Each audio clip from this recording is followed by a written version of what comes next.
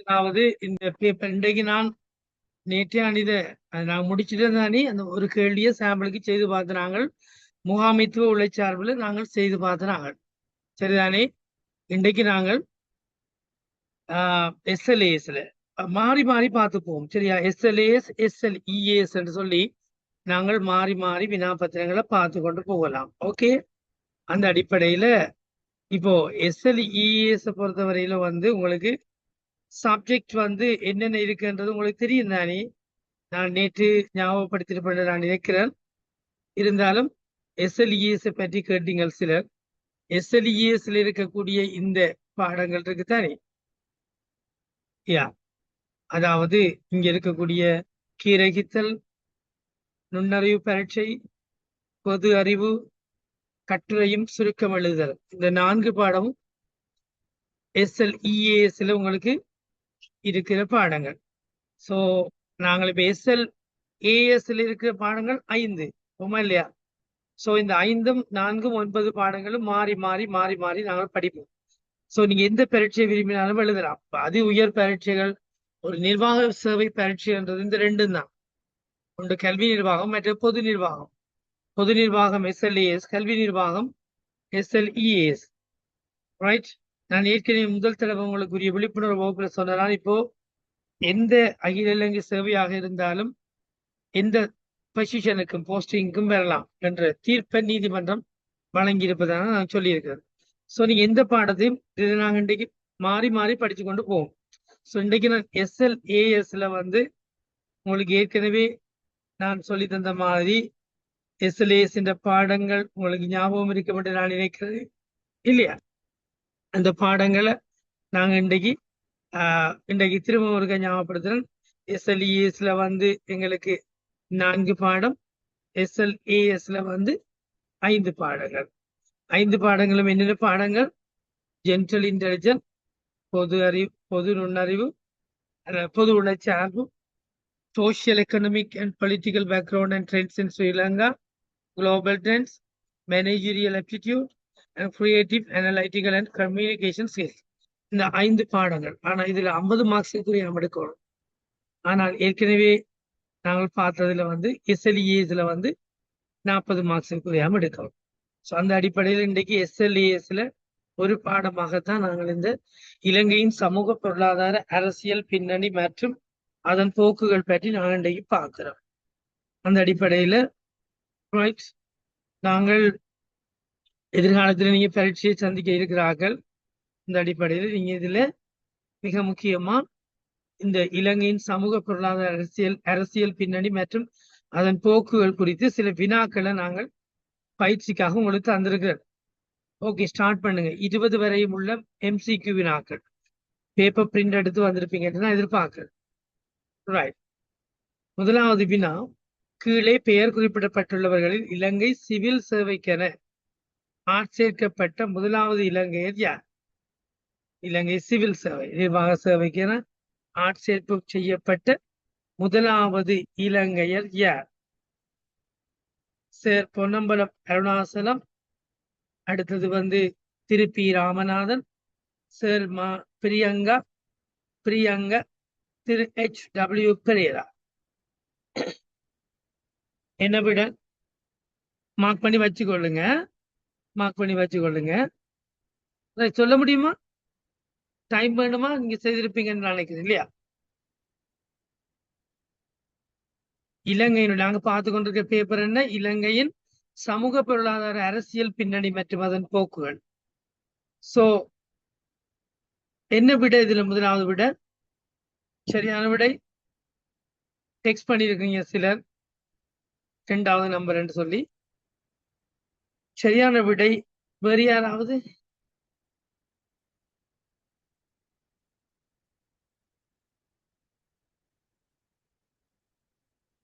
சொல்லுங்களேன். இல்ல இல்லன்னு வேறு விடைகள் இருக்கா? கமான்.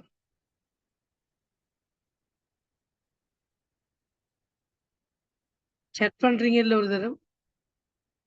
ரைட். சரியான விடை இதுல வந்து உங்களுக்கு அநேகமா தெரியாதார்கள் கை வைக்கிறீங்கல்ல. Very good. Sir Ponnambalam Ramanathan என்றது இது சரியான விடை. சேர் பொன்னம்பலம் ராமநாதன், அதனுடைய விளக்கங்களை நான் தாரன்.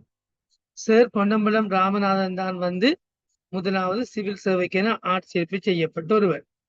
ரைட். பிரித்தானியர் ஆட்சி காலத்துல இலங்கையில சிசிஎஸ் என்று சிலோன் சிவில் சர்வீஸ் என்ற ஒன்று அறிமுகம் செய்யப்பட்டிருந்தது. யார காலத்துல? பிரித்தானியர் காலத்துல. அது உயர்குடியினருக்கு மட்டும்தான் உரித்தாக இருந்தது. ரைட். 1875ஆம் ஆண்டு திறந்த போட்டி பரீட்சை மூலம் தெரிவு செய்யப்பட்ட முதல் இலங்கையர் சேர் பொன்னம்பலம், அருணாச்சலம். ராமநாதன் இல்ல, அருணாச்சலம். ரைட். அது சார்பான போக்கு இன்றைக்கு எப்படி இருக்கு? சிவில் சர்வீஸ் சம்பந்தமாக SLAS என்று, அது CCS என்று அழைக்கப்பட்டது, இப்போ SLAS என்று அழைக்கப்படுகிறது. அரச சேவையின் நல்லாட்சி, சிறந்த நிர்வாக நடைமுறை, அதான் நல்லாட்சி, குட் கவர்னன்ஸ் என்று ஆங்கிலத்தில் சொல்லுவோம். நல்லாட்சி, அரச சபையினுடைய நல்லாட்சி, அதாவது அரச சபையின் நல்ல நிர்வாக நடைமுறைகள் மற்றும் வினைத்திறனை அதிகரிக்க இன்றைக்கு புதிய போக்கு என்னவாக காணப்படுகிறது என்றால், இலங்கை நிர்வாக சேவையின் எதிர்பார்க்கப்படுகின்ற ஒரு புதிய நோக்கு டிஜிட்டல் மயமாக்கல், கவர்னன்ஸ் என்று சொல்லப்படுகிறது. குட் கவர்னன்ஸ் மாறி இப்ப கவர்னன்ஸ் என்ற ஒரு புதிய போக்கு முக்கிய போக்காக அறிமுகம் செய்யப்படுகிறது. சரியா? ரைட். அடுத்த வினாவுக்கு நாங்கள் போகலாம். இரண்டாவது வினா உங்களுக்கு தெரியும், ஏற்கனவே பார்த்திருக்கீங்க. சொல்லுங்க பார்க்கலாம். இரண்டாவது வினா என்னண்டு? இலங்கை ஜனநாயக சோசலிச குடியரசின் அரசியலமைப்பின் 19வது திருத்தத்திற்கு அமைய நிறுவப்பட்ட பின்வரும் சுயாதீன ஆணைக்குழுக்களில் பாராளுமன்றத்துக்கு பொறுப்பு கூற தேவையற்ற ஆணைக்குழு எது? பாராளுமன்றத்துக்கு பொறுப்பு கூற தேவையற்ற ஆணைக்குழு யார்? ஜனநாயக சோசலிச குடியரசின் அரசியலமைப்பின் 19வது திருத்தத்தில் அமைய நிறுவப்பட்டதுதான் சுயாதீன ஆணைக்குழு. 11, 12 சுயாதீன ஆணைக்குழுக்கள் இருக்கின்றது. அந்த ஆணைக்குழுக்களில் சிலது மட்டும் பாராளுமன்றத்துக்கு பொறுப்பு கூற தேவையில்லை. அந்த ஆணைக்குழு எது? தேசிய கொள்கை ஆணைக்குழு, லஞ்ச ஊழல் அல்லது மோசடி பற்றிய சாத்துதல்களை புலனாய்வு செய்யும் ஆணைக்குழு. இந்த ஆணைக்குழு பேரே தான், ஞாபகம் வச்சுக்கொள்ளுங்க. லஞ்ச ஊழல் அல்லது மோசடி பற்றிய சாத்துதல்கள், கம்ப்ளைண்ட்களை புலனாய்வு செய்யும் ஆணைக்குழு. 3வது தேர்தல் ஆணைக்குழு. 4வது இலங்கை மனித உரிமைகள் ஆணைக்குழு. கமௌன், சரியான விடை. 2க்கு 1 போட்டிருக்கீர்கள் சிலர். வேறு யாரு? எல்லாரும் பதிலளிக்கணுமா?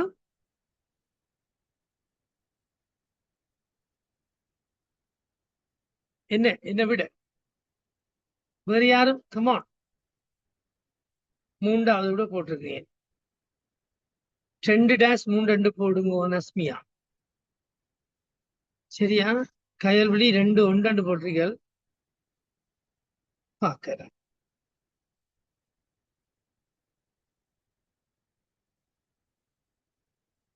சரி, பார்க்கிறேன். யோசிக்க தேவையில்லை. 19வது அரசியல் அமைப்பு சீர்திருத்தத்தின்படி தேசிய கொள்கை ஆணைக்குழு இது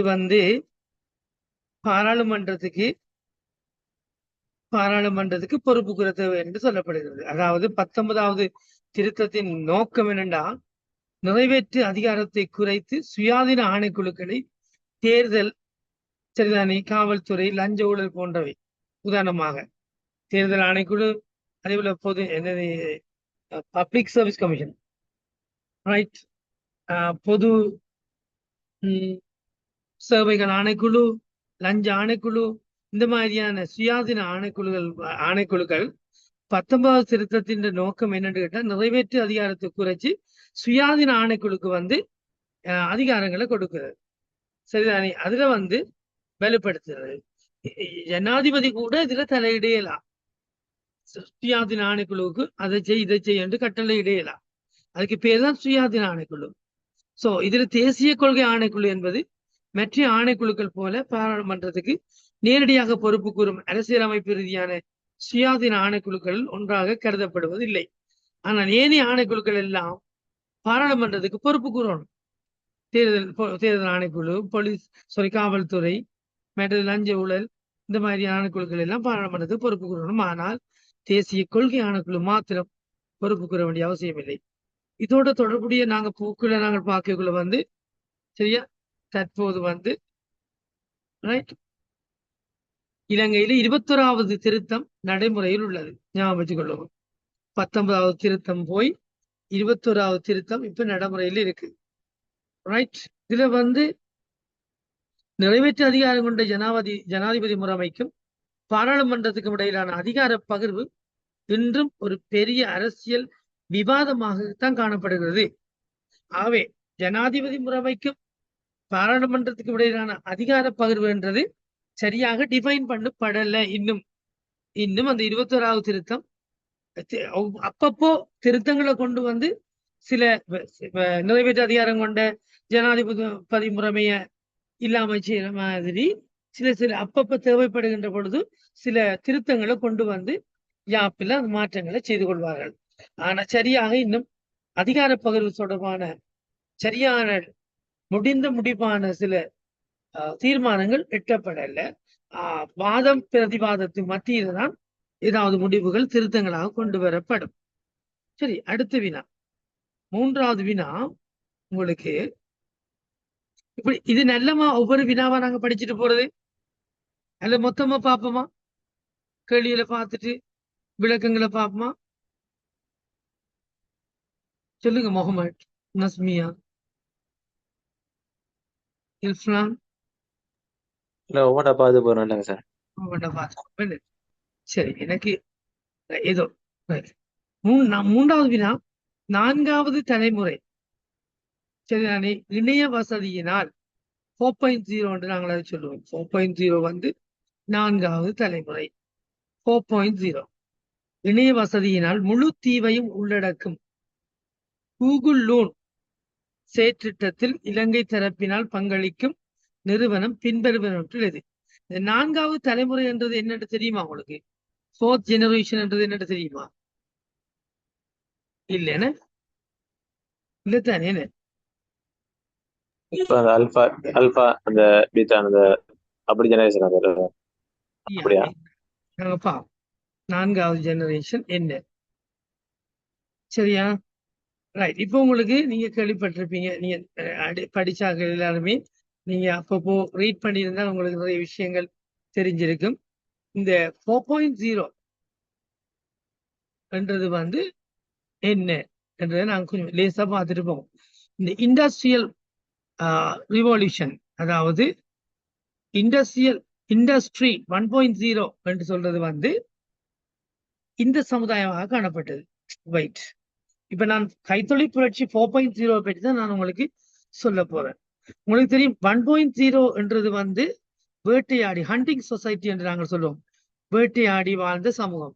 2.0 விவசாயத்தை நம்பி தங்களுடைய விவசாயத்தின் மூலம் பொருளாதாரத்தை அல்லது சமுதாய வளர்ச்சி கண்ட ஒரு சமூகம். 3.0 என்றது என்ன? 3.0 என்ன? யாராவது சொல்லிடுமா? 1.0 ஹண்டிங் சொசைட்டி, அதாவது வேட்டையாடி வாழ்ந்த சமூகம். 2.0 விவசாயத்தை மையமாக கொண்ட சமூகம். 3.0 என்ன? இண்டஸ்ட்ரியல், கைத்தொழிற்சாலைகளை அமைத்து சரிதானே சமுதாய வளர்ச்சி கண்டது. 4.0 வித்தியாசமான சொசைட்டி. இங்க பாத்தீங்கன்னு கேட்டா இண்டஸ்ட்ரி 1.0 என்னன்னா அந்த காலத்துல இங்க பாருங்க ஏற்பட்ட மாற்றங்கள்ல ஸ்டீம் ஃபார் எக்ஸாம்பிள் நீராவியை கொண்டு இயந்திரங்களை இயக்கிய காலம்தான் அந்த 1.0. ஸோ அந்த காலத்தில் கொடுக்கப்பட்ட கல்வி எஜுகேஷன் 1.0, சொசைட்டி 1.0, அந்த நேரத்தில் கொடுக்கப்பட்ட கல்வி எஜுகேஷன் 1.0. அதே போல சொசைட்டி 2.0 என்ன? இந்த திண்மங்கள் மூலம் மாஸ் ப்ரொடக்ஷன்களை செய்து எலக்ட்ரிசிட்டிகளை பயன்படுத்தி உச்சகட்டமான அறிவு இதுதான் அவங்களோட அந்த 2.0 சொசைட்டியுடைய. 3.0 சொசைட்டி 3.0 அல்லது பரம்பரை 3.0 அல்லது சமூகம் 3.0 என்று சொல்லப்படுகிறது என்ன என்று பாத்தீங்கன்னா electronic and IT system automation வந்த காலம் தான் இந்த 3.0. பட் 4.0 சொசைட்டி என்றால் சைபர் பிசிக்கல் சிஸ்டம் எல்லாம் டெவலப் ஆகிற காலம். இந்த 4.0 காலத்துல மிக முக்கியமான 3 மாற்றங்களை காணலாம் நம்ம. ஒன்று டிஜிட்டலைசேஷன், எண்மமயமாதல், அதாவது இன்டிகிரேஷன் ஆஃப் வேல்யூ செயின். ரெண்டாவது டிஜிட்டல் பிசினஸ் மாடல்ஸ். மூன்றாவது வந்து digitalisation of products and service. இந்த 3 மாற்றங்கள் கூடாகவும் சில உதாரணமாக டிஜிட்டலைசேஷனுக்குள்ள நாங்க பார்த்தோம் மொபைல் போன். இந்த மொபைல் போன் ஐஓடி பிளாட்ஃபார்ம் தெரிந்தானே எல்லாருக்கும், இன்டர்நெட் ஆஃப் திங்ஸ் என்று சொல்லுவோம்.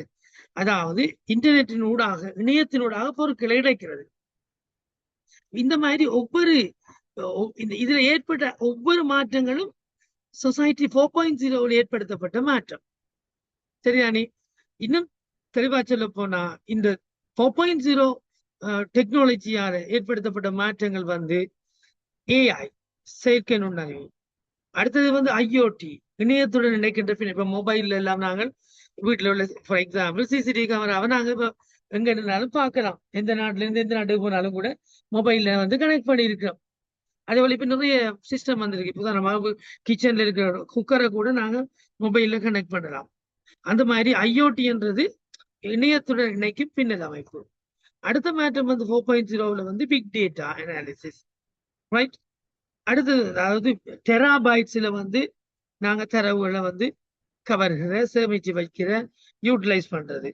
4வது மாற்றம் வந்து மிருக கணிமை என்று சொல்லப்படக்கூடிய கிளவுட் கம்ப்யூட்டிங் சிஸ்டம். நாங்க படிச்சிருக்கோம், எல்லாருக்கும் தெரியும். அது ஐடி படிக்கிறவர்களுக்கு விளங்கும். அதாவது தொலைவிடம் ஒன்றிலிருந்து வலையமைப்பினூடாக சேவையை வழங்கக்கூடிய இந்த பாஸ், சாஸ், ஞாபகம் இருக்கு அம்மா மாட்டாங்க, படிச்சிருக்கோம். இதுகள் எல்லாம் வந்து இந்த மிருக கிளவுட் கம்ப்யூட்டிங். ஸோ இந்த 4 மாற்றங்களும் தான் இந்த 4.0 சொசைட்டி 4.0 ஏற்படுத்தப்பட்ட மாற்றம். இதை நாங்க நல்லா விளங்கிக்கொள்ளணும். ஸோ இந்த 4.0 ஏற்படுத்தப்பட்ட மாற்றங்களை நினைவில் கொள்றதுக்காக தான் நான் அந்த ஸ்லைட்டை உங்களுக்கு போட்டு காட்டினேன். அந்த அடிப்படையில எங்களுடைய வினா என்ன? 4வது தலைமுறை 4.0 இணைய வசதியினால் முழு தீவையும் உள்ளடக்கும். முழு தீவையும், ஆல் ஐலண்ட். கூகுள் லூன் என்னும் செயற்திட்டத்தில் இலங்கை தரப்பினால் பங்களிப்பு நிறுவனம் பின்பற்றுள் எது? கூகுள் லூன்ல இலங்கை தரப்பால பங்களிக்கப்படுற கூகுள் லூன் என்று சொல்றது நாங்க நிறுவனம் எது?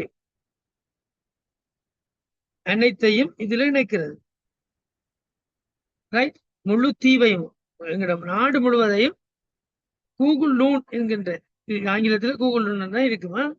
கூகுள் லூன் செயற்றிட்டத்தில் இலங்கை தரப்பினால் பங்களிப்பு பின்வரும் நிறுவனம் பின்வருவற்றுள்ளது: இலங்கை டெலிகாம் கம்பெனி, இலங்கை தொலைத்தொடர்பாளர்களை ஒழுங்குபடுத்தும் ஆணைக்குழு, இலங்கை தகவல்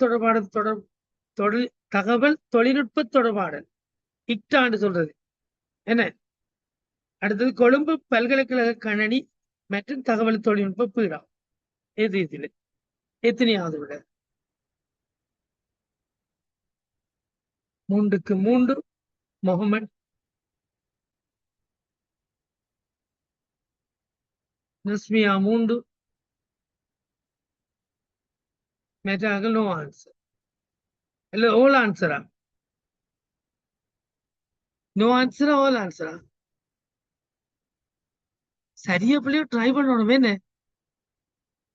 சரி, சரியான விடை இலங்கை தகவல் தொழில்நுட்ப தொடர்பாடல் பிரதிநிதித்துவ நிறுவனம். 3வது விடை இக்டா என்று சொல்லப்படக்கூடியது, ICTA என்று சொல்லப்படக்கூடிய நிறுவனம் தான் இலங்கையில அது பங்களிப்பு செய்து. இலங்கை தகவல் தொழில்நுட்ப தொடர்பாடல் பிரதிநிதித்துவ நிறுவனம். சோ அதாவது பலூன்கள் மூலம் 4G இணையத்தை வழங்க கூகுள் நிறுவனம் முயன்ற போது இலங்கையில் அதற்கான ஒருங்கிணைப்பு பணிகளை இக்டா முன்னெடுத்தது. இதை வச்சுதான் அந்த கேள்வியை கேட்கிறாங்க. இக்டா அந்த நேரம் அந்த சப்போர்ட் அந்த முயற்சியை செய்தபடியாத்தான்.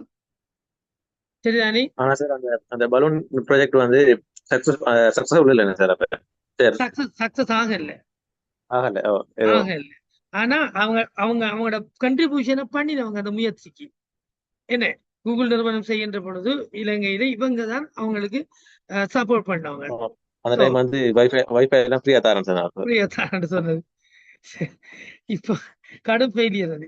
என்னன்னா 2026 கூகுள் லூன் திட்டம் வந்து கைவிடப்பட்டிருந்தாலும் அதற்கு பதிலாக ஸ்டார்லிங் போன்ற செய்மதி சேட்டலைட் இணைய சேவைகள் இலங்கையில் அறிமுகப்படுத்தப்படுவது தற்போதைய முக்கிய தொழில்நுட்ப போக்காக காணப்படுகிறது. ஞாபகம் வச்சுக்கொள்ளணும். அப்ப அது ஃபெயிலியராக இப்ப ட்ரை பண்றாங்க. ஸ்டாலிங் என்னமா சக்சஸா வேற போல கிடக்குது பாவம். சோ இதை ஞாபகம் வச்சுக்கொள்ளுங்க. 2026ல கூகுள் கைவிடப்பட்டிருந்தாலும் இப்போ அதுக்கு பதிலாக இது இருக்கு. ஓகேயா? ஸ்டார்லிங் வந்து எலான் மாஸ்க் தான் அதுல. ஸ்டாலிங் என்றா கொஞ்சம் ரிஃபர் பண்ணுங்க. இப்ப என்ன அப்டேஷன்ல இருக்கணுமா? இதுல எல்லாம் கேள்விகளுக்கு எந்த பரீட்சை என்றாலும் கேள்விகளுக்கு வரும். கேள்வியா வரும். ரைட். அடுத்த வினா 4வது வினா. மத்திய கால சிங்கள கலைகள் மன்னிக்கணும் இது font என்ற பிரபல நூலை எழுதியவர் யார்? மத்திய கால சிங்கள கலைகள் என்ற பிரபல நூலை எழுதியவர் யார்? Come on.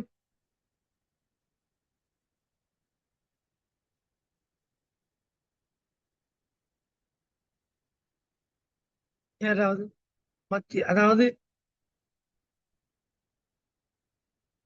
Medieval Sinhalese art என்று நாங்கள் அதை சொல்லுவோம். மத்திய கால சிங்கள கலைகள். கமான்.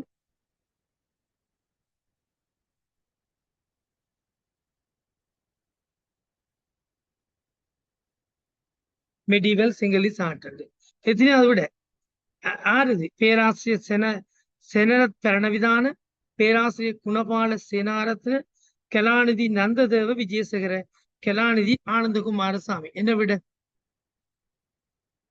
4வது கயல்வெளி 4வது போட்டிருக்கிறீங்க. கலாநிதி ஆனந்தகுமாரசாமி. வேறு விடைகள்?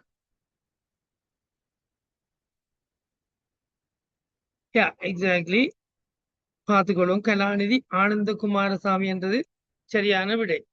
முயற்சி செய்வீங்கன்னா செய்யலாம். இந்த நூல் இலங்கையின் கைவினை கலைகள் மற்றும் பாரம்பரியம் குறித்த ஆவணப்படுத்தல். சோ இதுதான் மிக முக்கியமான விஷயம் இங்கே. ரைட். கைவினை கலைகளும் பாரம்பரியம் குறித்த ஆவணப்படுத்தலிலும் இது முக்கியமாக இந்த நூல் வந்து எடுபடுது, குறிப்பிடப்படுகிறது முக்கியமான நூலாக. இப்போ வந்து இலங்கையினுடைய கலைப்பொருட்கள் டிஜிட்டல் மயமாக்கும், டிஜிட்டல் அச்சீவிங் பணிகள் மற்றும் பாரம்பரிய கலைகளை சுற்றுலாத்துறையுடன் இணைத்து மேம்படுத்தும் போக்கு தற்பொழுது செய்ய தொடங்கி இருக்கிறாங்க. இதுதான் இப்போதைக்கு இருக்குது. இது ஒரு ஐடியாவாக நீங்க சொல்ல கேட்கலாம். தற்பொழுது இந்த கைவினை மற்றும் பாரம்பரிய கலைகள் குறித்த புதிய அல்லது போக்கு அல்லது என்ன செய்யலாம் என்று கேட்கலாம். நீங்க உண்மையா சுற்றுலாத்துறை பயணிகளை கவர்றதுக்காக நாங்க அதை டிஜிட்டலைஸ் பண்ண வேணும். அநேகமாக எல்லாத்தையும் டிஜிட்டலைஸ் பண்றது வந்து எங்களுக்கு நல்ல ஃபாரினர்ஸை வந்தது கவரக்கூடியதாக இருக்கு. ரைட். அடுத்த வினா 4வது வினா, சாரி 5வது வினா. பின்வருவனவற்றுள் கொழும்பு பங்குச்சந்தையில் செய்முறை பகுப்பாய்விற்கென பயன்படுத்தப்படும் சுட்டன் யாது? செயல்முறை பகுப்பாய்விற்கென பயன்படுத்தப்படும் சுட்டன் யாது?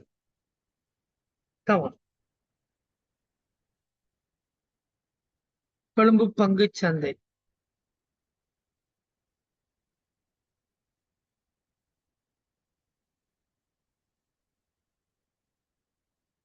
என்ன விட எத்தனையாவது விட?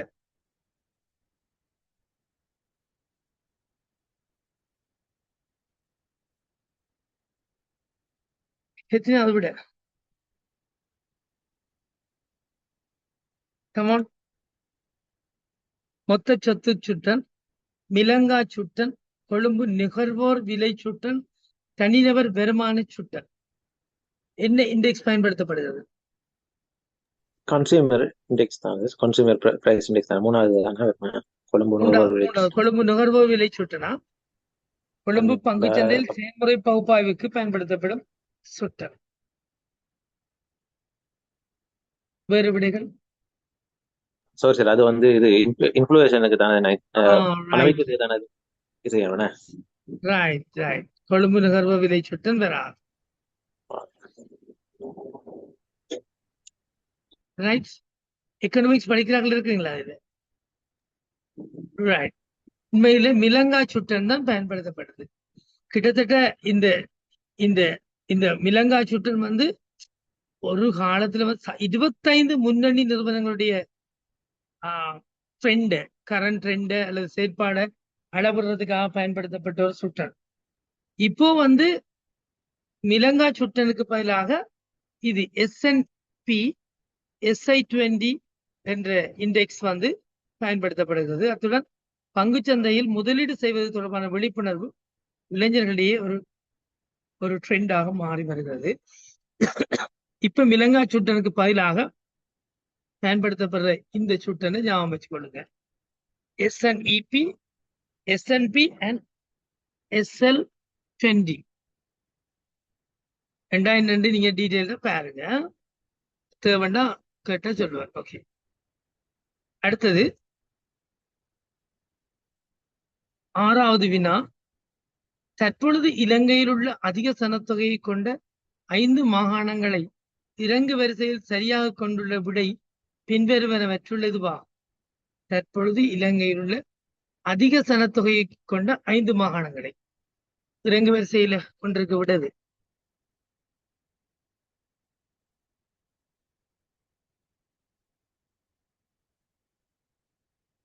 வெஸ்டர்ன் ப்ராவின்ஸ் தான் கூட, என்ன அப்படித்தானே? ஓ சார், கடைசியா வந்த இதுல வந்து வெஸ்டர்ன்லாம் கூட இருக்கு. நீங்க உங்கள்ட்ட இது எடுக்க இயலுமா? உங்களுக்கு சென்ட்ரல் பேங்க் ரிப்போர்ட் எடுக்க இயலுமா கடந்த ஆண்டுக்குரியது? சென்ட்ரல் பேங்க்ல 23 இருக்கு சார் என்கிட்ட. அப்டேஷன் எடுங்க இருக்கா. சில வழியில புக்கா பப்ளிஷ் பண்ண ரிப்போர்ட்டா ஹார்ட் காப்பி இல்லாட்டியும் சாஃப்ட் காப்பி இருக்கு, வெப்சைட்ல பாருங்க. எல்லாருமே இருக்கு. எல்லாருமே இருந்தா கொஞ்சம் மற்றவங்களுக்கு ஷேர் பண்ணுங்க. அப்டேட் பண்ணப்பட்ட 2024-25 பாருங்க. கடைசியா இருக்கு ஒரு 23 இம்பார்ட்டன்ட். ஒரு லாஸ்ட் 3 இயர்ஸ் நீங்க கையில வச்சுக்கொள்ளணும். என்ன எக்ஸாமுக்கும் அதுக்குள்ள இருந்து குறைஞ்சது 15-20 கேள்விகள் அதுக்குள்ள வேறு இந்த மாதிரியான பார்ட் 1 வினா. ஸோ அந்த சென்ட்ரல் பேங்க் ரிப்போர்ட் வந்து கையில் இருக்கிறது நல்லது. நான் லைப்ரரிகளுக்கு தேடி போடுறேன் கூடுதலா. இப்போ சாஃப்ட் காப்பி எங்களுக்கு கிடைக்கிறபடியா பிரச்சனை இல்லை. ஸோ இதுல சனத்தொகை கூடிய மாகாணம் மேல் மாகாணம். அப்படியே பார்க்கக்குள்ள இறங்கு வரிசையில கொண்டு போகக்கூடிய விட இது இருக்கக்கூடிய விடை எது? கமோன், யாராவது டெக்ஸ்ட் பண்ணுங்க, செக் பண்ணுங்க விடைய. சரி பிள்ளைய பற்றி யோசிக்க வேணாம் பிள்ளைகள்.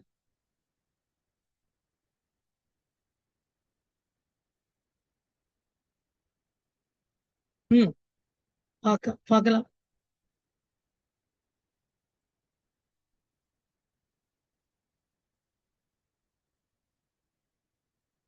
என்ன விட? 2வது விட போட்டிருக்கீங்க. 6க்கு 4, 6க்கு 2. வேறு கஷ்டமா இருக்கா கண்டுபிடிக்க?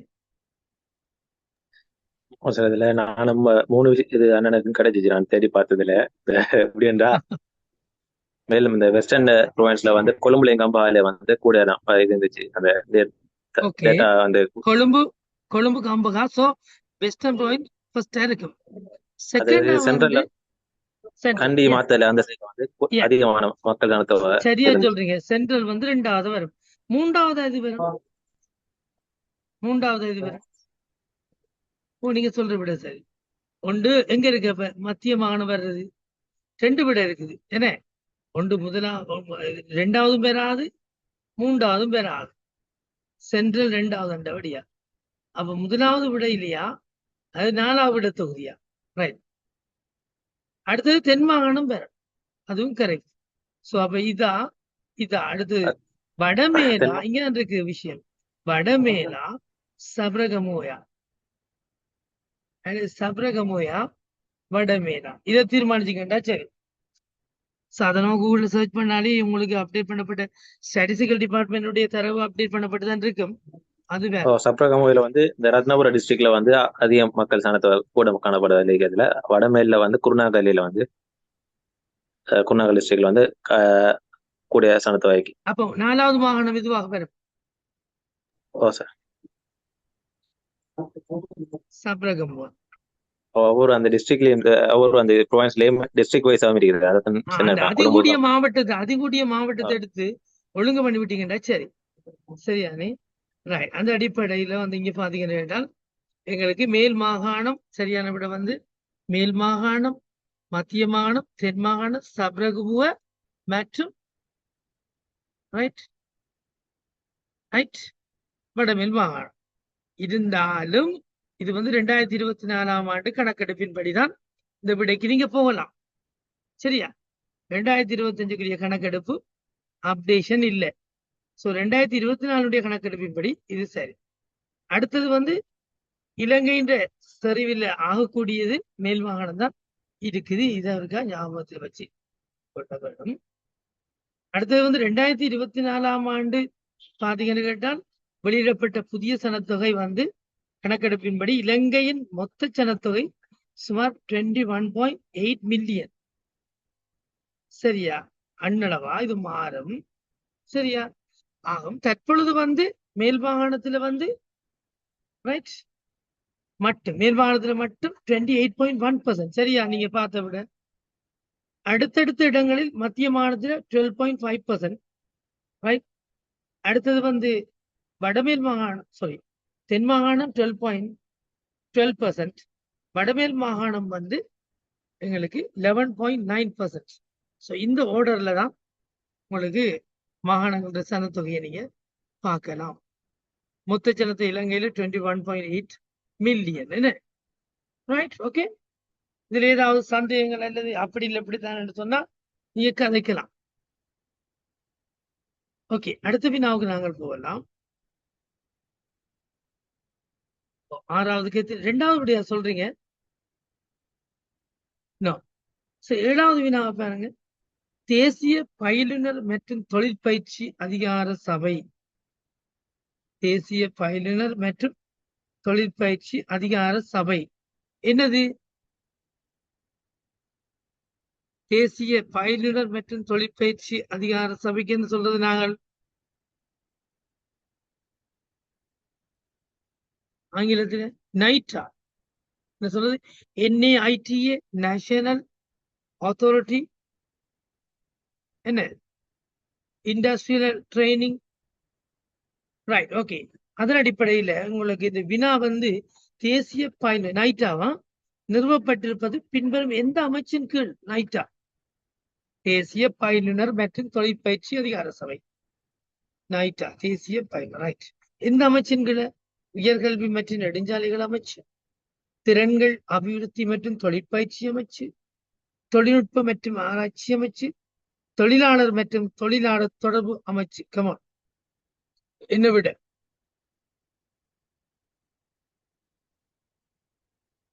டெக்ஸ்ட் பண்ணுங்க.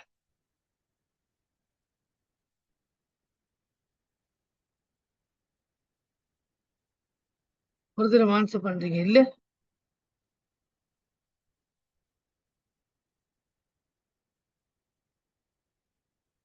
சொல்லுங்க. ஒரு தடவை ஆன்சர் பண்றீங்க இல்ல? என்ன விட? திறன்கள் அபிவிருத்தி அமைச்சின் கீழே தான் இது வந்து. ரைட். யாரோ ஒரு ஆள் 2வது விட போட்டிருக்கீங்க அப்படித்தானே? 2வது விட நஸ்மியா. ஐயா அது எப்படி? ஐயா எக்ஸாக்ட்லி 2வது விட சரி. என்ன? திறன்கள் அபிவிருத்தி மற்றும் தொழிற்பயிற்சி அமைச்சு. சரியா? அந்த அடிப்படையில தேசிய மட்டத்திலான தொழில்நுட்ப மற்றும் தொழில்சார் கல்வி, tertiary vocational education and training துறையை ஒழுங்குபடுத்தும் பொறுப்பு இந்த அமைச்சரவை இருக்கிறது. ஒரு தகவல் அடிஷனலா 2026 வந்து பாத்தீங்கன்னு கேட்டா, 2026 மெல்கவனம்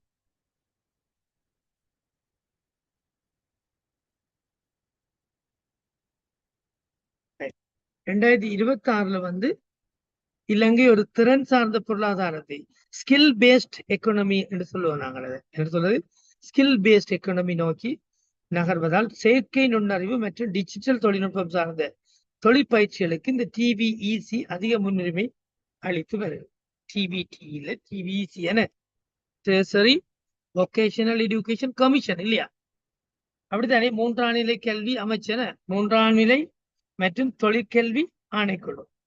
அவங்க இப்ப என்னத்துக்கு முக்கியத்துவம் கொடுக்குறாங்க? Artificial intelligence and digitalisation, digital technology. இந்த ரெண்டுக்கும் முக்கியத்துவம் கொடுக்குறாங்க. ஏன்னு கேட்டால் இலங்கையை வந்து ஒரு திறன் சார்ந்த பொருளாதாரத்தை நோக்கி கொண்டு போறபடியா, அதாவது ஸ்கில் பேஸ்ட் எக்கனாமியை நோக்கி கொண்டு போறபடியா இந்த ஏஐக்கும் ஆர்டிபிஷியல் இன்டெலிஜென்ஸும் டிஜிட்டல் டெக்னாலஜிக்கு முக்கியத்துவம் கொடுக்குறாங்க. சரியா? சரி, அடுத்த வினா.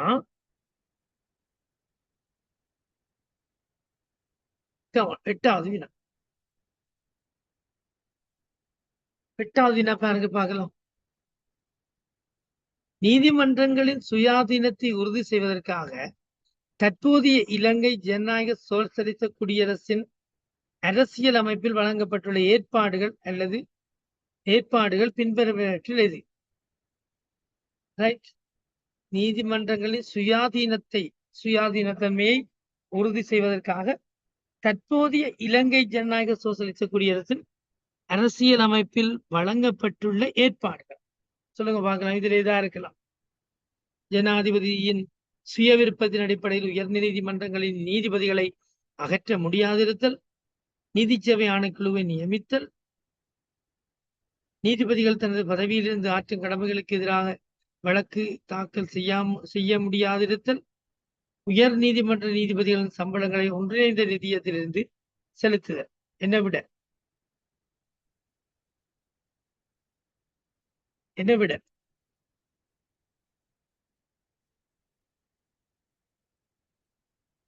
ட்ரை பண்ணுங்க. சரி பிள்ளைன்றதுக்கு அப்பால முயற்சி செய்யுங்க.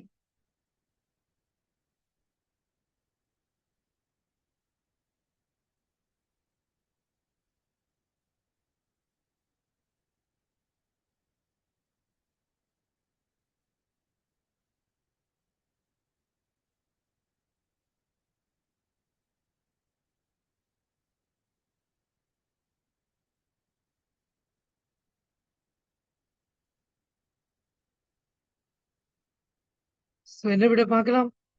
யாராவது? 8க்கு 2, 8க்கு 1 மறுபடிகள் மெட்டர்லான்ஸ் ஒன்று இல்லையா?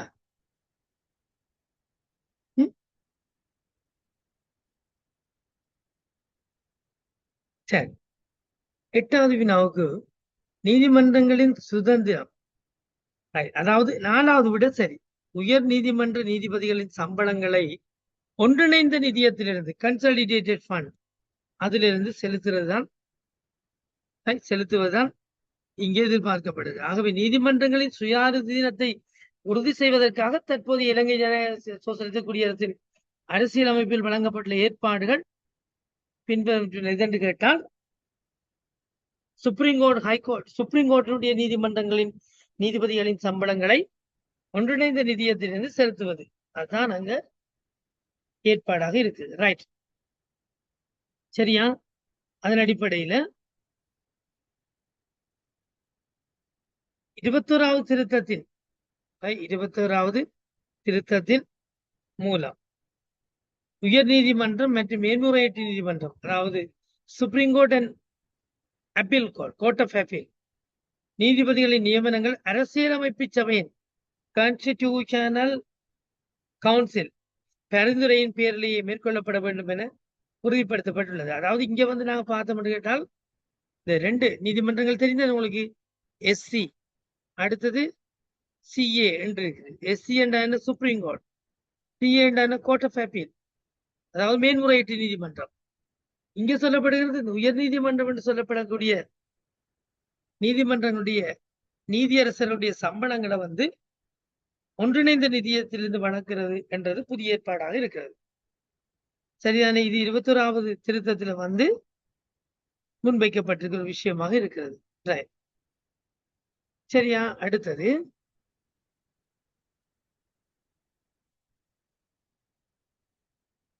9வது வினா. இஸ்ரேலின் பாராளுமன்றம் பின்வரும் எந்த பெயரினால் அழைக்கப்படுகிறது? கிசெட், தி ஸ்டாரிங் டூமா டயட். சொல்லுங்க பார்க்கலாம். எந்த சொற்கள் எந்த பெயரினால் அழைக்கப்படுகிறது? கிசெட், ஸ்டாரிங், தி ஸ்டாரிங் டூமா டயட். எதால் அழைக்கப்படுகிறது? அடுத்து பாப்போம், நோட் பண்ணி வச்சுக்கொள்ளுங்க. விடைய 9க்கு 2வது விட 2 போட்டிருக்கிறீங்க. பரவாயில்ல. 10வது வினாவை பார்ப்போம். இலங்கைக்கு வருகை தந்த முதலாவது நாடுகாண் பயணி யார்? ஹியூங் கியாங், Marco Polo, Ibn Battuta, Fahien. யார் யார்?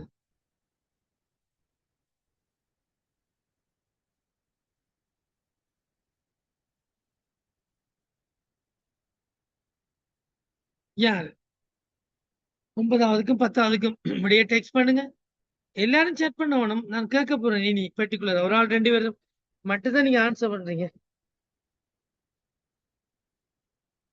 சரி. சரி. 9க்கு ஒரு ஆள் மட்டும்தான் மோமன். சரி, 9வதுக்கு வந்து இஸ்ரேலின் பாராளுமன்றம்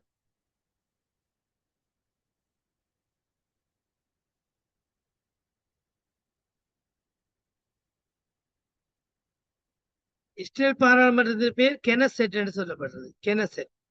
கெசசெட் இல்ல, கெனசெட் சொல்லணும். அது பிள்ளையா இருக்குது. கிசசெட் இருக்குல்ல, அது கெனசெட். சரிதானே?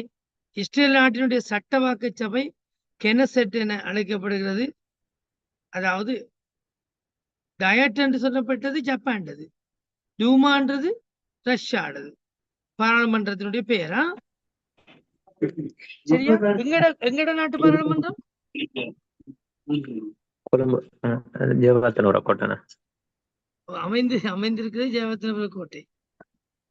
எங்கட நாட்டு பாராளுமன்றம் யாராவது? ஆ?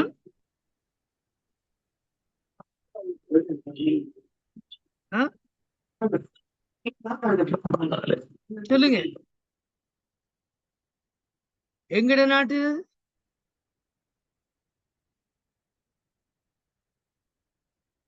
சொல்ல முடியுமா? டயட்ன்றது இது ஜப்பான்றது என்ன? எங்கட நாட்டு பாராளுமன்றத்துல பேர் என்ன?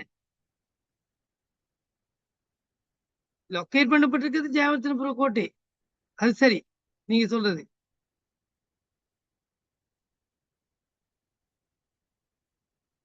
சொல்லுங்க.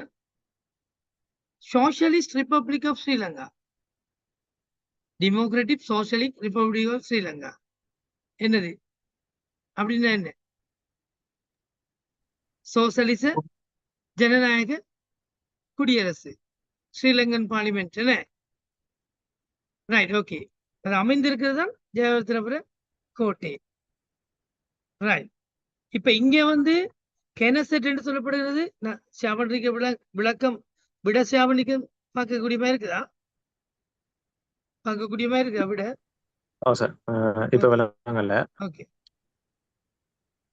ஸ்லைட் விளங்கல. இப்ப விளங்கல. சரியா? அதாவது கெனசெட்ன்றது வந்து இஸ்ரேல்ன்றது, ரஷ்யான்றது டூமா, டயட்ன்றது ஜப்பான்.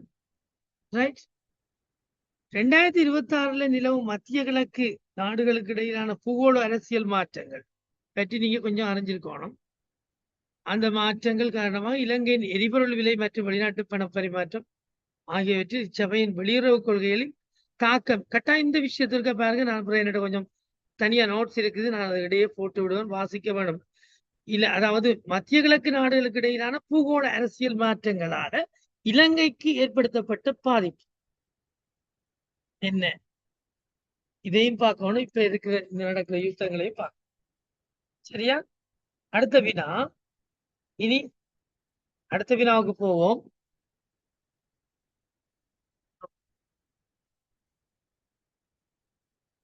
சரி, இனி 10வது வினா. இலங்கைக்கு வருகை தந்த முதலாவது நாடுகாண் பயணி யார்? எத்தனையாவது விட? 10வது கேள்விக்கு கமான் ஆன்சர் பண்ணுங்க.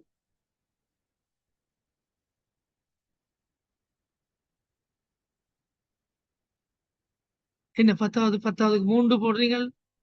குட். சரிவில்லைன்றதுக்கு அப்பால நீங்க போடுங்க உங்களோட விட. என்னது? இபன் பதூதா.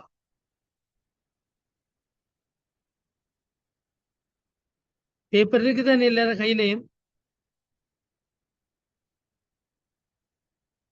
பாகிய மற்ற விட.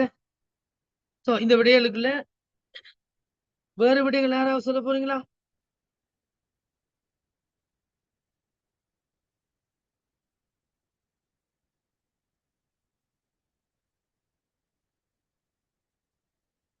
இல்ல.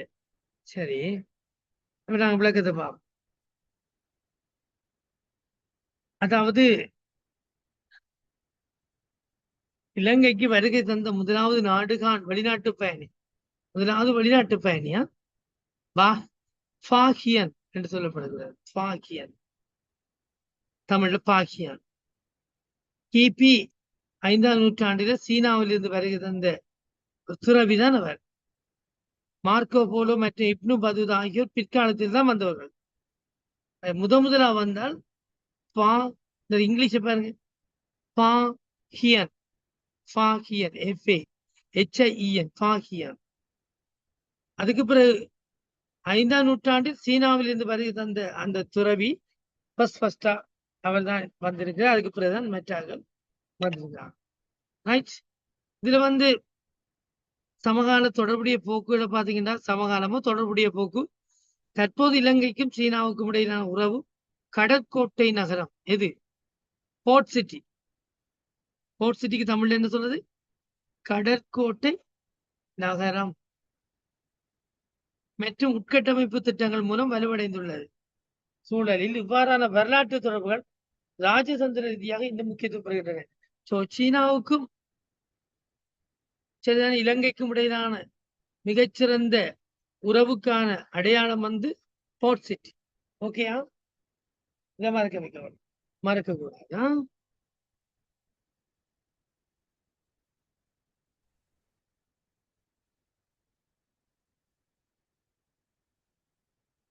ரைட்.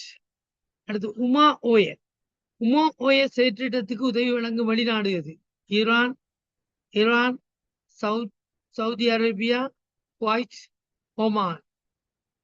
11வது மாற்றுத்திறனாளிகளுக்காக அரசாங்கத்தினால் நடைமுறைப்படுத்தப்படும் ஒரு திட்டத்தை குறிப்பிடுக.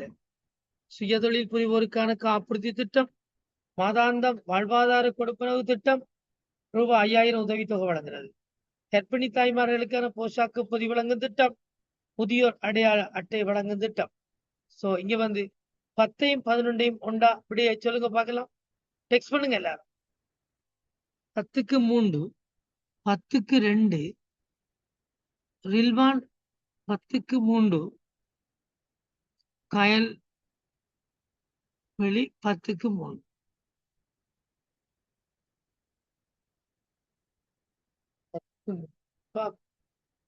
வேறு யாரும் வேறு விடைகள் இல்லையா?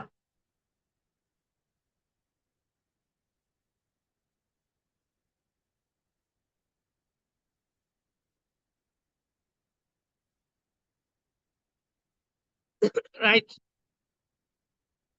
10க்கும் 11க்கு நாங்க ஒண்டா பார்த்து கொண்டு போவோம். 10வது வினா என்ன உங்களுக்கு? உமா ஓய திட்டத்துக்கு உதவிய நாடு அப்படித்தானே? சரியான விட ஈரான். உமா ஓய பல்நோக்கு அபிவிருத்தி திட்டம் ஈரானின் நிதி மற்றும் தொழில்நுட்ப உதவியுடன் மேற்கொள்ளப்பட்டது. மறக்கக்கூடாது. 2026ஆம் ஆண்டு பிப்ரவரி மாதம் உமா ஓயா திட்டம் உத்தியோகமாக முழுமையடைந்து தேசிய மின்சார கட்டமைப்புக்கு 120 மெகாவாட்ஸ் MW மின்சாரத்தை வழங்க தொடங்கியுள்ளது. இது இலங்கை ஈரான் உறவின் மைல்கல்களாக காணப்படுகிறது. சரிதானே? இந்த விஷயத்தை நோட் பண்ணிக்கொள்ளணும். ஈரான் உதவியோட உமா ஓய. அடுத்து மாற்றுத்திறனாளிகளுக்கான அரசு திட்டம் 2வது விடை சரியான விடை. 11வது மாதாந்த வாழ்வாதார கொடுப்பனவு திட்டம் 5000. இதன் கீழே விசேட தொகையுடைய பொருளாதாரத்தை சுதந்திரத்துக்காக அரசாங்கம் மாதாந்தம் கொடுப்பனவு வழங்கி வருகிறது. எந்த திட்டம்? அஸ்வசும. 2026 நடைமுறையில் உள்ள அஸ்வசும நலன்புரி திட்டத்தின் கீழ் மாற்றுத்திறனாளிகளுக்கான கொடுப்பனவு மற்றும் சமூக பாதுகாப்பு வலைப்பினர்கள் மேலும் விரிவுபடுத்தப்பட்டுள்ளன. சோ இந்த திட்டம் தான் அஸ்வசுமைக்கு ஊடாகத்தான் ரைட் மாற்றுத்திறனாளிகளுக்கான அரசு உதவி கிடைக்கிறது. வேறுபட 11க்கு 2 போட்டிருக்கேன். யா 11க்கு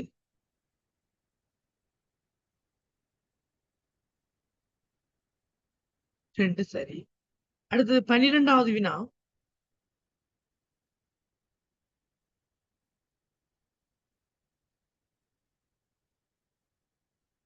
பின்வரும் நாடுகளில் பாருங்க, உயர் ஆயுள் எதிர்பார்ப்பை கொண்ட நாடு இவற்றுள் எது? உயர் ஆயுள் எதிர்பார்ப்பை கொண்ட நாடு இவற்றுள் எது? ஜப்பான், சீனா, ஸ்வீடன், ஜெர்மனி. நோட் பண்ணுங்க, அப்படியே சரி விட பார்க்கலாமா? அடுத்தது 13வது வினா.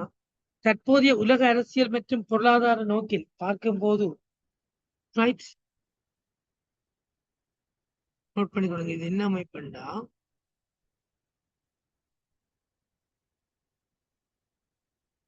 பிரிக்ஸ் என்று போட்டுக்கொள்ளுங்க. BRICH போட்டுக்கொள்ளுங்க. BRICH. இதுல என்னென்று போடுறோம்? BRICS.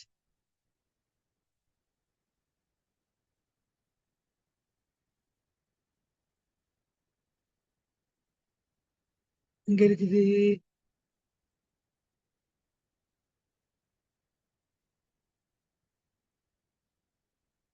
Right, BRICS. BRICH. BRICS ஒழுங்கமைப்பு தொடர்பு. பிரிக்ஸ் ஒழுங்கமைப்பு என்ன? யாராவது தெரியுமா? பிரிக்ஸ் ஒழுங்கமைப்பு ஏன் சொல்லுங்க. பிரிக்ஸ் ஒழுங்கமைப்புண்டா என்ன? பிரிக்ஸ் ஒழுங்கமைப்பு ஏன் வந்தது?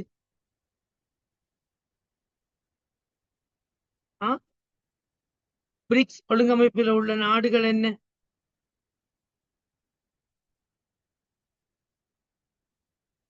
சொல்லுங்க. பிரிக்ஸ் ஒழுங்கமைப்பில் உள்ள நாடுகள் போட்டுக்கொள்ளுங்க. பி என்பது என்ன? முதலாவது. ஆர் என்றது என்ன? ரைட். பி என்றது வந்து பிரேசில். போட்டுக்கொள்ளுங்க.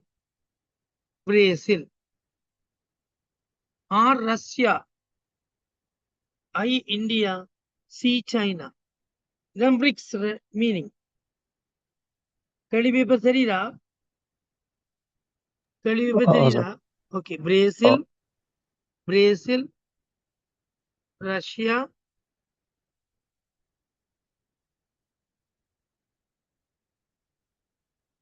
ரஷ்யா, மேடம் வந்து இந்தியா. சி வந்து சொல்லுங்க. இப்ப சொன்னா சி என்னண்டு? China. China. Very good. China. அடுத்தது பிரிக்ஸ். எஸ் வந்து கமான். எஸ் வந்து சவுத் ஆப்பிரிக்கா. ஸ்வீடன். என்னது? South Africa. South Africa. இந்த 5 நாடுகளும் தான் பிரிக்ஸ். இந்த பிரிக்ஸ் நாட்டினுடைய நோக்கம் என்ன தெரியுமா? யாராவது? பிரிக்ஸ் நாட்டினுடைய நோக்கம் என்ன? இந்த பார்ட்னர் கண்ட்ரி என்ன அவங்களோட நோக்கம்?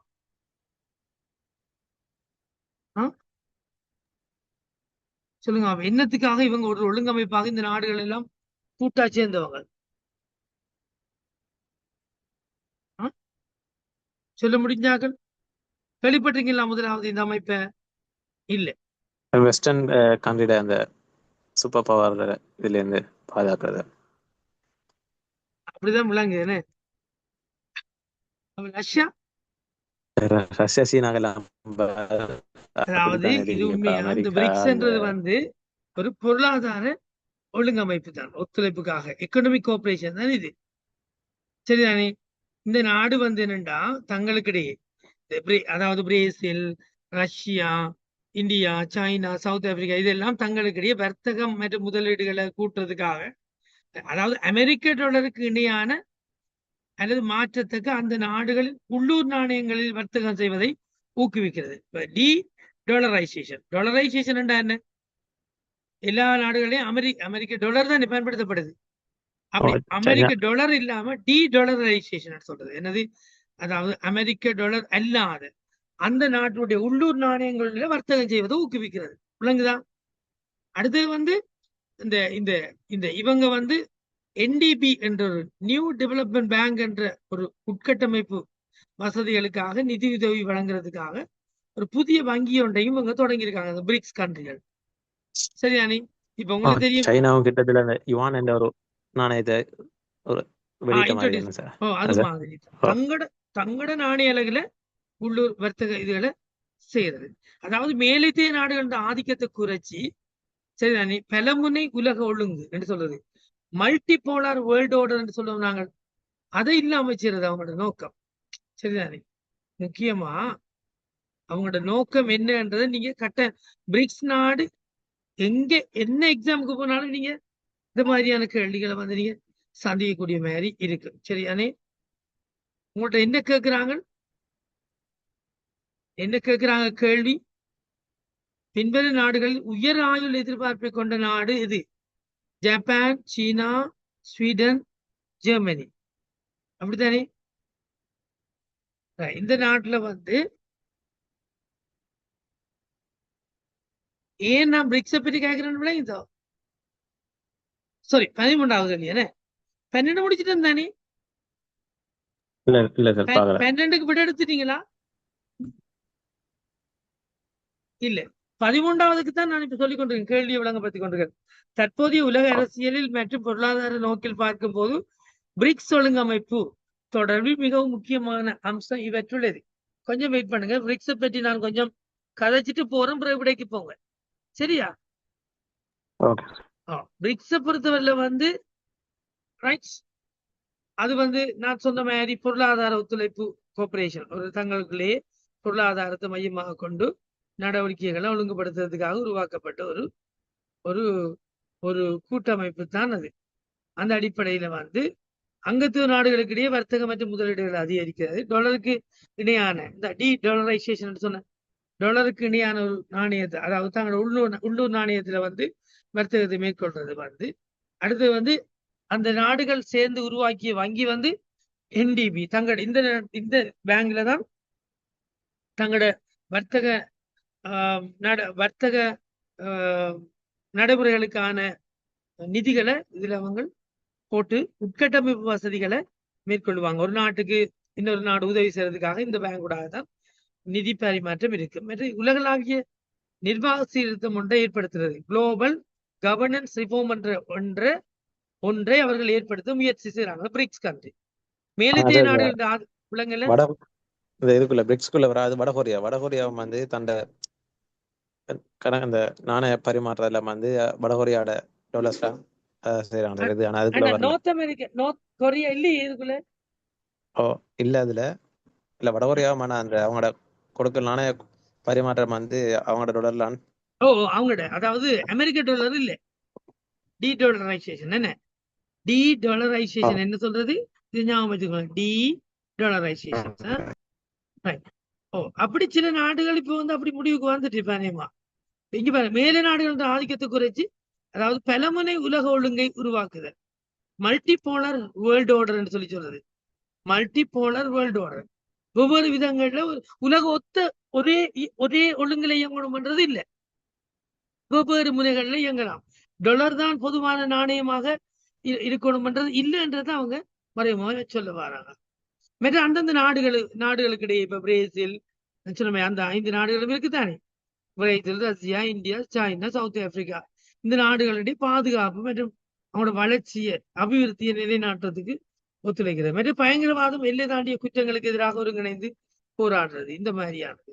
அவங்களோட இன்னும் நல்ல அபிவிருத்திகள் இருக்குன்னா சயின்ஸ் அண்ட் டெக்னாலஜியில ஏஐ, டிஜிட்டல் தொழில்நுட்பம், விண்வெளி ஆய்வுகளில் பரஸ்பர அறிவை இவங்க பகிர்ந்து கொள்றாங்க. ரஷ்யன் வந்து நிறைய இதுகளை செய்யறது. மாதிரி கல்ச்சரல் பரிமாற்றம் கூட இந்த நாடுகளுக்கிடையே இருக்குது. ரைட், அதிகமாக நம்ம தேவையில்லை. பிரிக்ஸை பற்றி கொஞ்சம் கொஞ்சமா படிப்போம், ஒரே நாள் எல்லாம் படிக்கலாம் தானே. சரி, இப்ப இதுல சரியான கூற்றது மிகவும் முக்கியமான அம்சம் இவற்றுள் எது?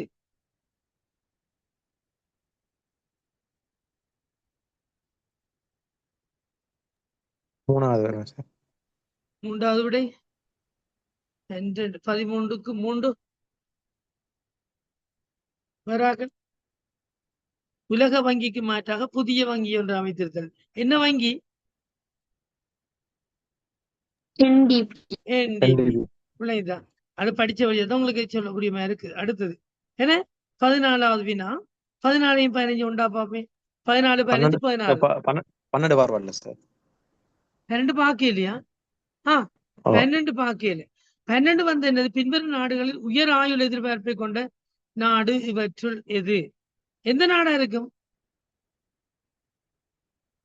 ஜப்பான், சீனா, ஸ்வீடன், ஜெர்மனி. எது சொல்லுங்க பாருங்களேன். ஜப்பான் தான் சரியான விடையா? சரியான விடை ஜப்பான். ரைட். உலகிலேயே நீண்ட காலம் வாழும் மக்களை கொண்ட நாடுகள் ஜப்பான். ஜப்பான் சிஸ்டம் இருக்குது. 2026ஆம் ஆண்டு தரவுகளின்படி வந்து ஜப்பான்ல வந்து மொனாக்கோ முதலிடத்தில் இருக்குது. பெரிய நாடுகளில் ஜப்பான் மொனாக்கோ இருந்திருக்குது. இருந்தாலும் பெரிய நாடுகள்ல வந்து ஜப்பான் சராசரி 85.15 வயது தொடர்ச்சியாக முன்னிலையில் உள்ள ஒரு நாடாக இருக்கு. இலங்கையில வந்து ஆயுள் எதிர்பார்ப்பு எவ்வளவு? 78. எதிர்பார்ப்பு 78 இலங்கையில். ஆயுள் எதிர்பார்ப்பை சொல்றது வச்சுக்கொண்டுதான் அந்த நாட்டில் வழங்கப்படுகின்ற சுகாதாரம் என போஷாக்கு, வறுமை ஒழிப்பு நிலைமை, சுகாதார நிலைமை, ஆரோக்கியமான வாழ்க்கைக்கான நிலைமைகளை பற்றி சொல்லலாம். இதுல வந்து நான் அந்த பேங்க்ல வேலை செஞ்ச டைம் சார் வந்து இந்த ஒரு இது ஒன்று வச்சிருந்தாங்க கான்ஃபரன்ஸ் ஒன்று. அந்த டைம்ல வந்து பாய்ஸுக்கு வேற கேர்ள்ஸுக்கு வேற வச்சாங்க. அதுல பாய்ஸுக்கு வந்து இப்ப ரீசெண்டா ஒரு 1 இயர் எகோ வரைக்கும் அந்த டைம்ல பாய்ஸுக்கு வந்து குறையும், கேர்ள்ஸ் இந்த இறப்பு ஆயுள் வீதம் வந்து கொஞ்சம் கூட. என்ன மாதிரி கேர்ள்ஸ்ல வந்து 70 அந்த 65 72 அதுக்குள்ள இருந்துச்சு. பாய்ஸ்ல வந்து 62 இருந்துச்சு. அப்படின்ற மாதிரி ஒரு இது பொதுவான இது வந்து ஜெண்டர் வயசு இல்லாமலுக்கு பொதுவான எதிர்பார்ப்பு வயசா. இதுக்கெல்லாம் இண்டெக்ஸ் இருக்குது. அந்த HTI ஹியூமன் டெவலப்மெண்ட் இண்டெக்ஸ் என்று கேள்விப்பட்டிருக்கலாம். நோட் பண்ணிக்கொள்ளுங்க. HTI பார்க்கணும் நீங்க. அதுல கல்வியும் சுகாதாரமும் ரைட். அந்த வாழ்வாதார நிலைமைகளுக்கான குறிகாட்டிகள் அளவுறதுக்கு சில குறிகாட்டிகள் வாழ்க்கை அதை வச்சுதான் ஆயுள் காலத்தை நாங்க தீர்மானிக்கிறது. சரியா? அடுத்தது எத்தனையாவது வினாயினி? 14 15 16 உண்டாப்பா. 14 15 பொருளாதாரத்திலே தலையிடா கொள்கை எண்ணக்கருவை தலையிடா கொள்கை எண்ணக்கருவை முன்வைத்தவர் இவர்கள் யார்? சரி, தலையிடா கொள்கை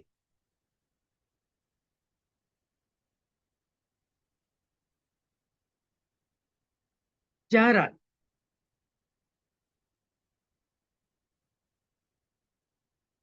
தலையிடா கொள்கை என்ன ஆங்கிலத்தில் என்ன சொல்றது? தலையிடா கொள்கைக்கு லேசஸ் ஃபேர் என்று அது வேறொரு மொழியில சொல்றது.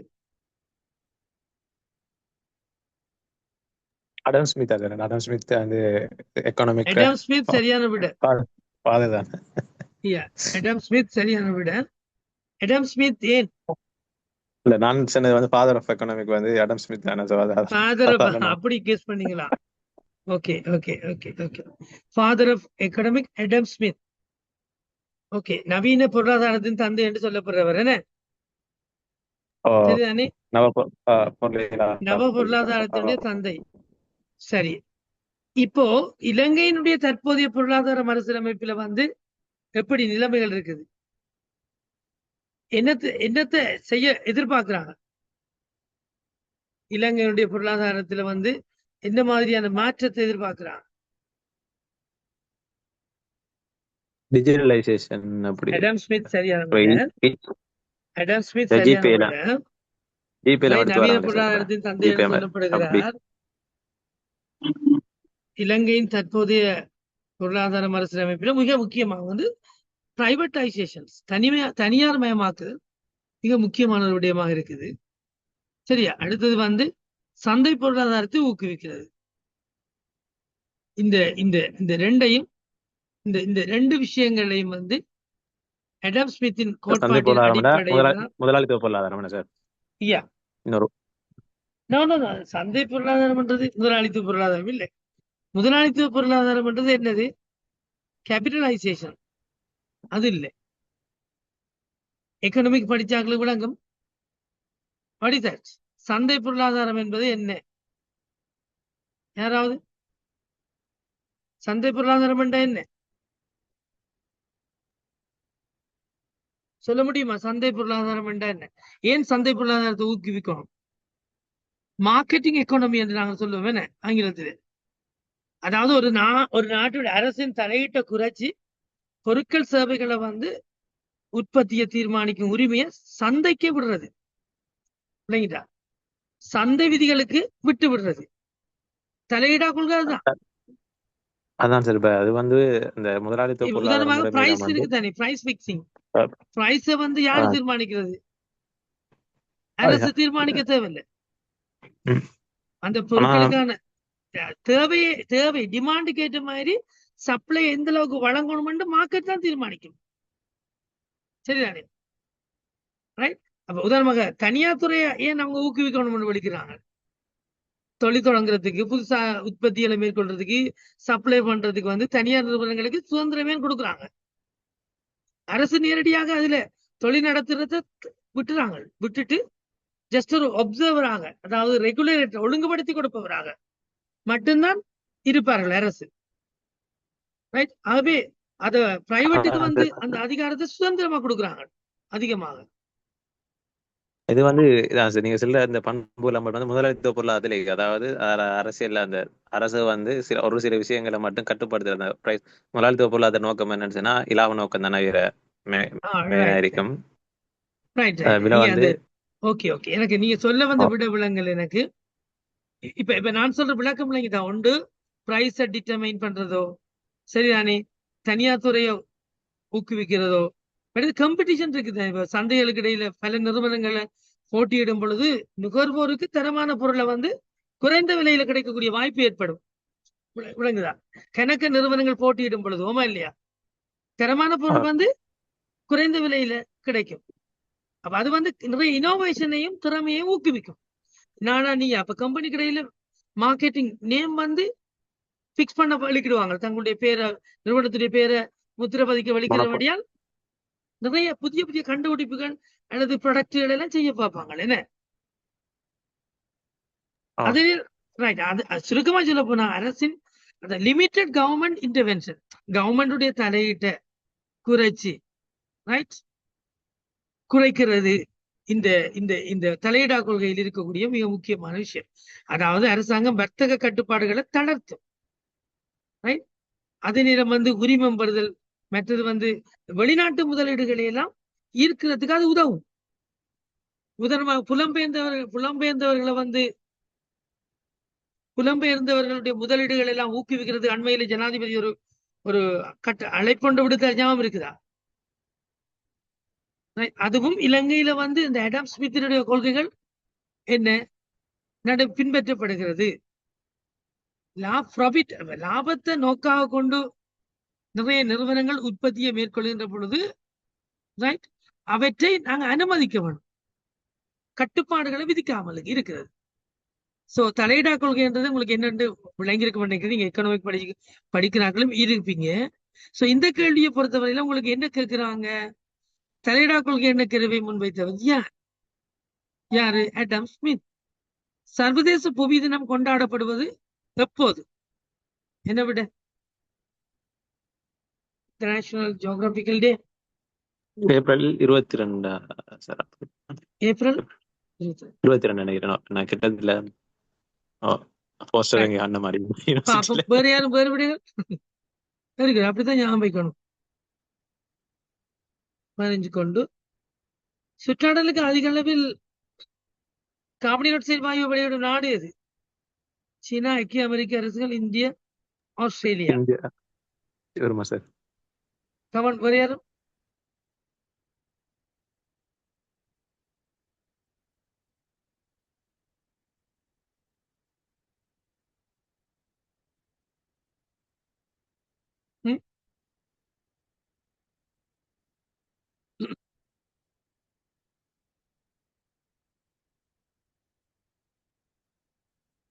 வேற யாரும் வேற விடைகள் சொல்லிக் கொண்டு போங்க. விடைகளை டெக்ஸ்ட் பண்ணுங்க. நான் எதிர்பார்த்து கொண்டு 15க்கும் 1 16க்கும் 1 போல.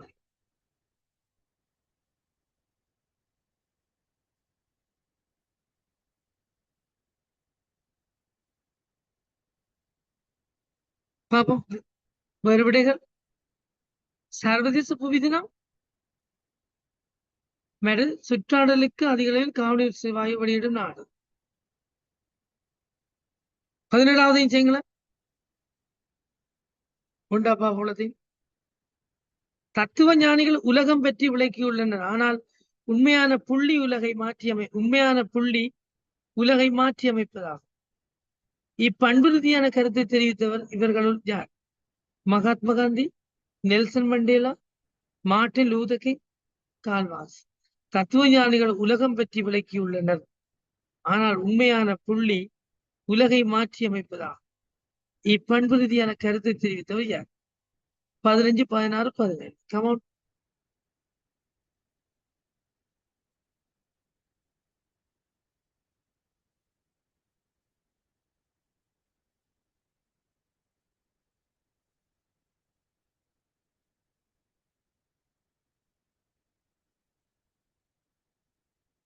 கமான்.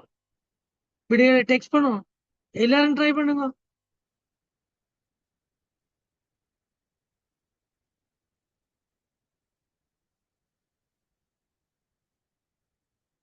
எல்லாரும் ட்ரை பண்ணும். சரி பிள்ளைன்றதுக்கு அப்பா இல்ல.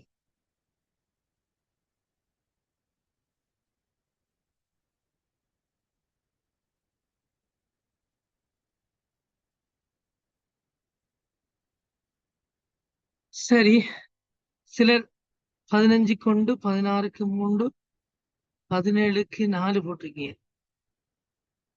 17க்கு 4 பார்க்கலாம்.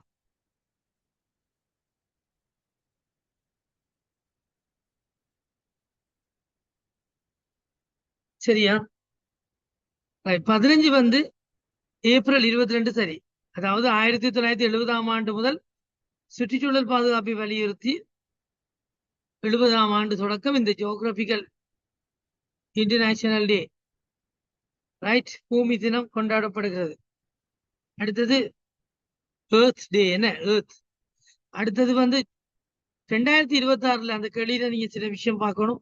2026 வந்து காலநிலை மாற்றம் கிளைமேட் சேஞ்ச் என்பது இலங்கைக்கு பெரும் அச்சுறுத்தலாக உள்ளது. இது அடிக்கடி சொல்லப்படுற ஒரு விஷயம். குறிப்பாக விவசாயத்துறையில பசுமை ஆற்றல் சூழல் நட்பு தொழில்நுட்பங்களை பயன்படுத்துவது ஒரு கட்டாய தேவையாக மாறி இருக்கிறது. பசுமை வீட்டு விளைவுகள், மற்றது வந்து என்வாயன்மெண்டல் ஃப்ரெண்ட்லி டெக்னாலஜி மெத்தட்களை பயன்படுத்துறது ஒரு கட்டாய தேவையாக மாறி இருக்கிறது. அது ஏனென்று நாங்கள் பிறகு பார்ப்போமா கணக்கு கேள்விகள் இந்த விஷயம் வரும்.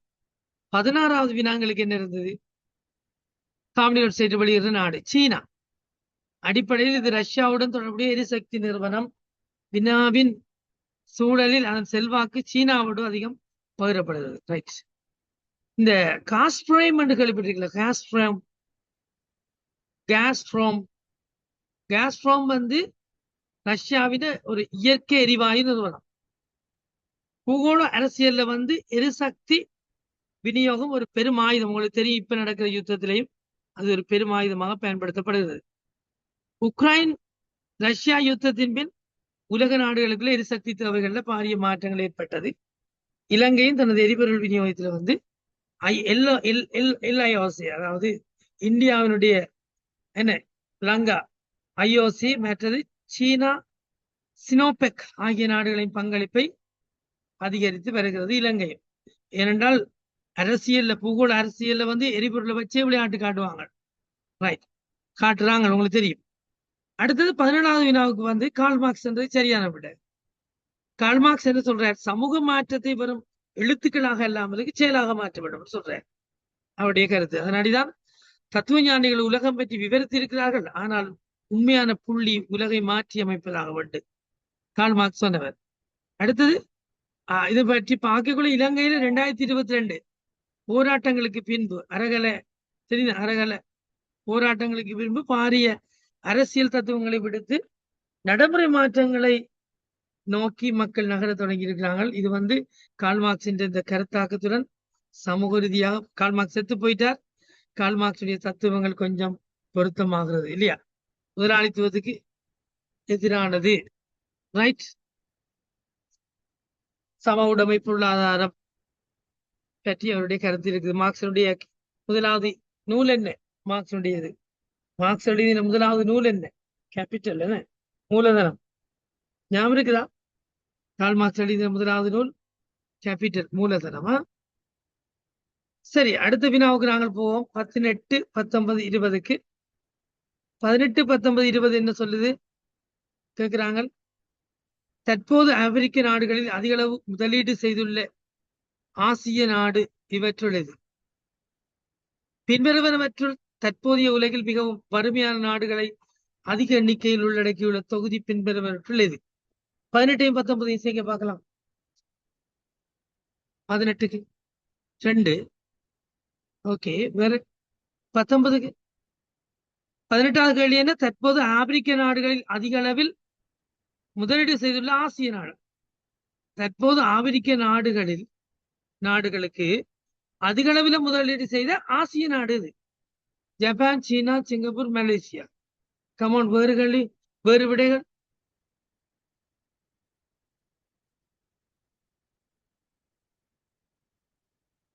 அது விடையை போட்டுட்டு 19வது வினாவை ட்ரை பண்ணுங்க. ஓகே, 18வதுக்கு 2 சொல்லுங்க. அநேகமான ஆக்கள் ரில்வான் 2 சொல்லியிருக்கீங்க. 19க்கு 1 சொல்லியிருக்கீங்க. 19க்கு என்ன? மிகவும் வறுமையான நாடுகளை உள்ளடக்கிய தொகுதி.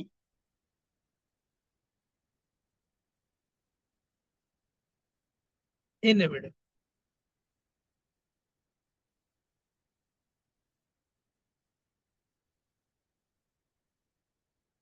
மிகவும் வறுமையான நாடுகளில் உள்ளடக்கிய தொகுதி எது? Burundi, Congo, Liberia, Malawi, Ethiopia, Madagascar. Burundi, Congo, Liberia, Malawi, Ethiopia, Ghana. Burundi, Congo. இதுல இது வரும் விட.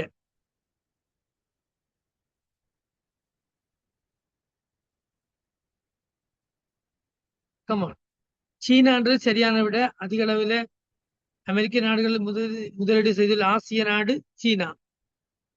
சீனா வந்து தனது பொருளாதார ஆதிக்கத்தை அமெரிக்க மற்றும் ஆப்பிரிக்க நாடுகளில் பெருமளவு முதலீடுகள் சரிதானே மற்ற முதலீடுகள் மூலம் விரிவுபடுத்தி வருகிறது. இப்போ அவங்களுக்கு ஒரு ஐடியாவும் ஆசையும் வந்துச்சு. அடுத்து இலங்கையிலும் கொழும்பு போர்ட் சிட்டி மற்றும் கம்பாந்தோட்டை துறைமுகம் எல்லாம் சீனாட ப்ராஜெக்ட் என்றதும் உங்களுக்கு தெரியும். சீன நாட்டினுடைய முதலீடுகளை முக்கியமான ஒரு சோர்ஸா வச்சுதான் பொருளாதார மற்றும் அரசியல் ரீதியான மாற்றங்களை எங்க நாட்டுல அவங்க செல்வாக்கு செலுத்த விடுக்கிறாங்க. 2 விஷயத்துல. ஆகவே இந்த ஹமாந்தோட்ட துறைமுகம் ப்ராஜெக்டும் போர்ட் சிட்டி ப்ராஜெக்டும் எங்களுடைய நாட்டிலையும் இருக்குது. அதாவது சீனா நாட்டினுடைய எங்களுடைய நாட்டுக்கான முதலீடாகும். 19வது கேள்வி என்னது?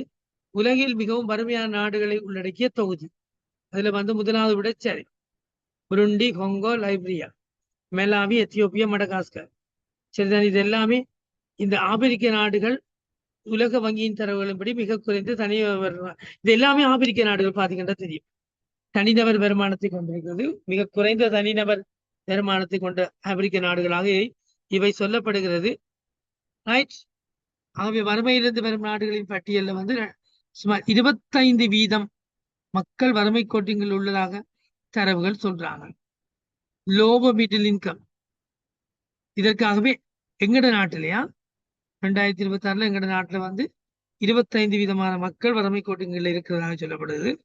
அதுக்காகத்தான் வந்து அஸ்வசம போன்ற இந்த சமூக பாதுகாப்பு திட்டம், நலம்புரி திட்டங்களை இலங்கை அரசு நடைமுறைப்படுத்தி வருகிறது. ரைட். ரைட். நெட்வொர்க் இஷ்யூவா போயிட்டுதான். சரியா? ரைட். 20வது வினா எங்கிட்ட கேட்கிற கேள்வி வந்து யுத்தமும் சமாதானமும் என்ற புகழ்மிக்க நாவலின் எழுத்தாளர் யார்? Alexander Pushkin, Leo Tolstoy, Maxim Gorky, Fyodor Dostoevsky. என்ன விட? கமான், என்ன விடை?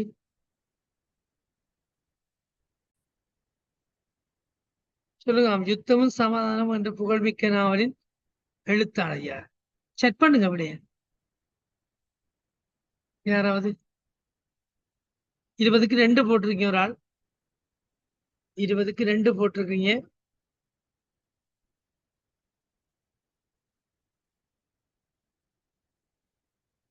வேறு யாரும் வேறு விடைகள்?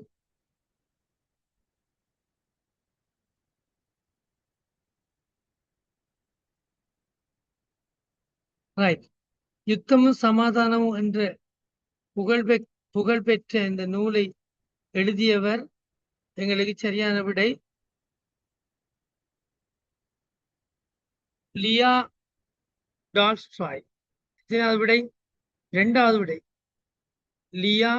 லியோ டால்ஸ்டாய் என்பது சரியான விடை. இது